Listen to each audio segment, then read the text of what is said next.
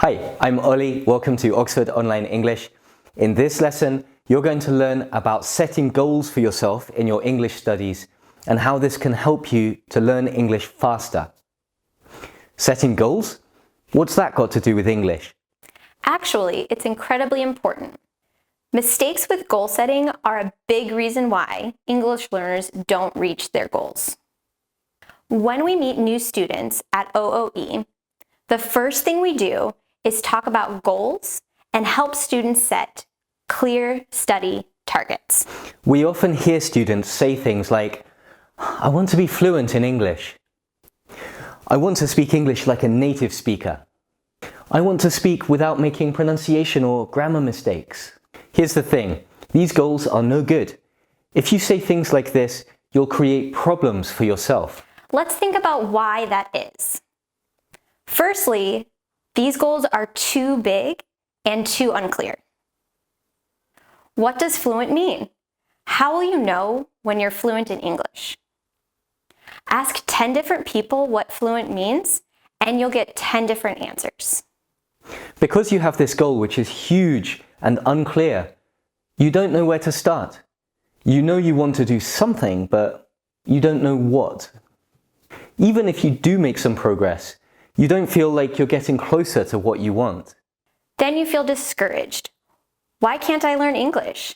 Why is my English still so bad? Why am I spending all this time studying English if it isn't getting better? At this point, many people give up. But it doesn't have to be like this. There's a better way. SMART goal setting. SMART is an acronym. It stands for specific, measurable, achievable, relevant, time-bound. To make progress in English, you need to think about your goals. In this lesson, you'll learn how to set SMART goals and how this can help you to learn English faster. First, let's look at SMART goals in more detail. The S in SMART stands for specific. Your goals need to be specific.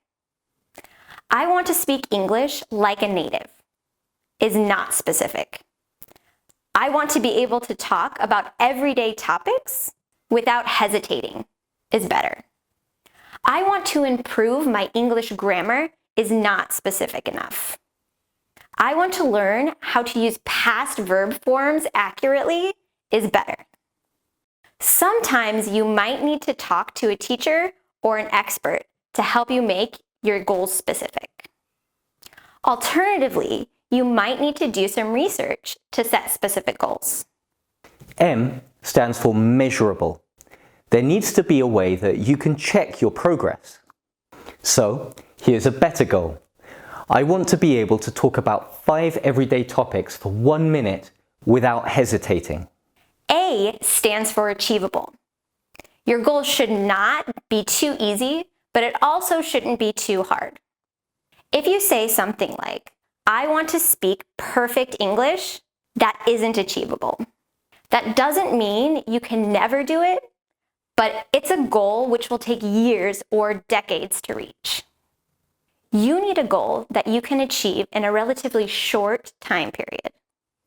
So if you have a bigger goal, like I want to speak English fluently, you need to break that goal into smaller, more achievable steps. Like I want to be able to talk about 5 everyday topics for 1 minute without hesitating. Next is R, which stands for relevant. This means that your English learning goals need to connect with other parts of your life. If you want to improve your pronunciation, think about why you need this. What will it help you to do?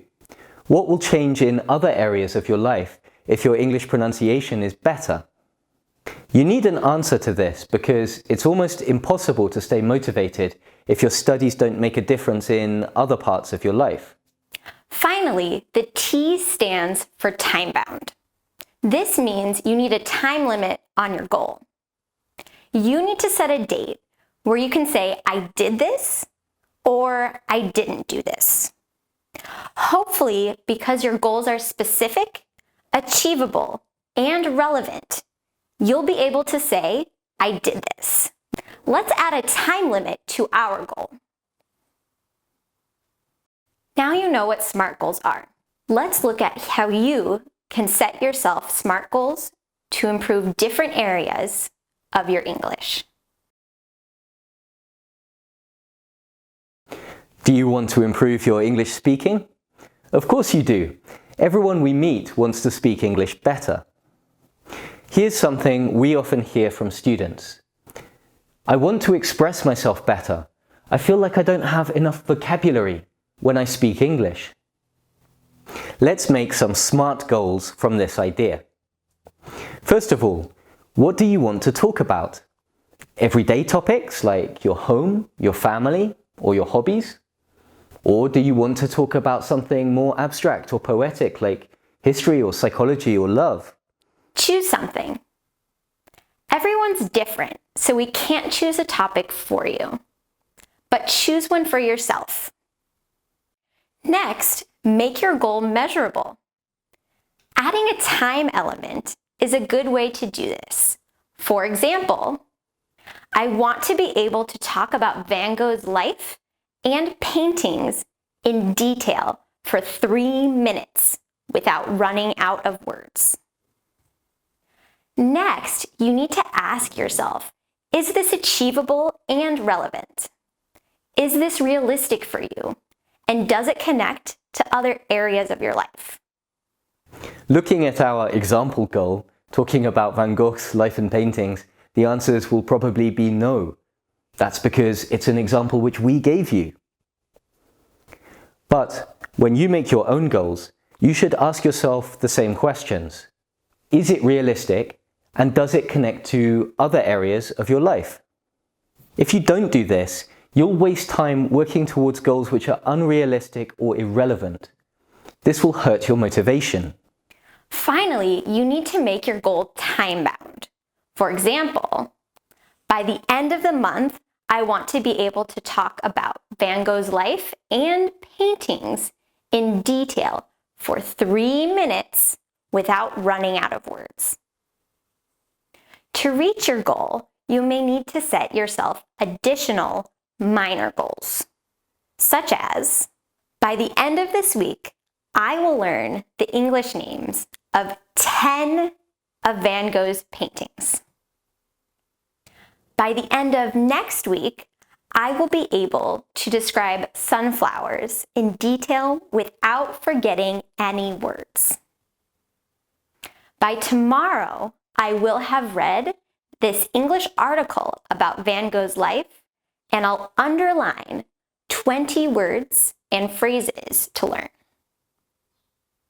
In this way, a big vague goal becomes specific, and you have clear steps which you can follow to make progress and improve. Let's do another example to see how you can use SMART goals to improve your English pronunciation. Here's something we often hear from students. I want to sound more natural when I speak English. Let's see how you can take this goal and make it SMART. Especially with pronunciation and other linguistic knowledge, you might need some help to make your goal specific. Often, when we teach people pronunciation, they need our help because they don't really know where to start. If this is your situation, then you either need help from a teacher or you need to do your own research. You need to do something because a goal like, I want to sound more natural when I speak English, isn't enough. Let's see how you could make this more specific. I want to improve my intonation and stress in English so that I sound more natural. Maybe for you, this will be different. Maybe you need to learn more about consonant sounds or long versus short vowels or syllable stress or something else. Whatever your goal, you still need to make it measurable. This is more difficult with pronunciation goals, but you still need to try. You could add something like, I want to study these 5 units from this pronunciation book on intonation and stress, and practice with the audio until it feels easy. Then you need to ask yourself if your goal is achievable and relevant, like you do with every goal. Finally, set a time limit. Within 2 weeks, I want to study these 5 units from this pronunciation book on intonation and stress, and practice with the audio until it feels easy. Your time limits should always be as short as possible. Can you see why? You know what happens if you have a deadline far in the future. You won't do anything until the deadline is close. You need to feel that you don't have quite enough time, so that you start working towards your goals sooner. Let's do one more example together to see how SMART goals can help you to improve your English grammar. Again, let's start with something we often hear from students. I want to be more accurate in English and make fewer mistakes when I speak or write. What should I do first? We hope you know the answer by now. Hopefully you're thinking, that goal needs to be more specific. So you need to know, what mistakes do you make now? And what exactly do you want to learn to improve your grammar? Again, maybe you need some help at this point. You might need to find a teacher to show you where you make mistakes and what you need to study. Or you can do your own research to find exactly what to focus on. However you do it, you need to set a specific goal like this. I want to understand the difference between the present perfect and the past simple. I want to learn how to write complex sentences using relative clauses, conjunctions, and adverbials. I want to make fewer mistakes with grammar I've known for years, like forgetting to add s to a verb in the third person present simple. Next, you need to make your goals measurable. The best way to do this is in writing. For example, if you write something for your teacher, and your teacher shows you 10 mistakes with the present perfect and past simple, your goal could be, I want to write a 300-word essay with fewer than 3 mistakes involving the present perfect and past simple verb tenses. What's next? You should know the answer to this question too. Hopefully, you remember that you need to ask yourself if your goal is achievable and relevant. These are questions that only you can answer. Finally, set a time limit.